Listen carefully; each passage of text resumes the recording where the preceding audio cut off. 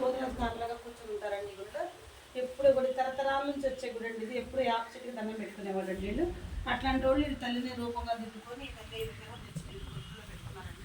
ప్రతి సంవత్సరం కూడా వాళ్ళ మనకి ఏది చేసుకోకపోయినా తల్లి కొడుకు మాకు కంపల్సరీ అండి. ప్రతి సంవత్సరం యాడ్ చేసుకుంటారండి. ఆ గడ్డలు ఆకుండా మెచ్చుకొని తీసుకొని వస్తారండి. తీసుకొచ్చి జాతర మాత్రం ఒక రకంగా జరగదండి. జాతర మాత్రం ఊరు మొత్తం చిన్నగా ఎత్తుకోవాలండి. వాళ్ళు ఇప్పుడు కూడా తల్లి నమ్ముకున్నారండి. వాళ్ళకి అంత మంచిగా కలిసి వస్తుందండి.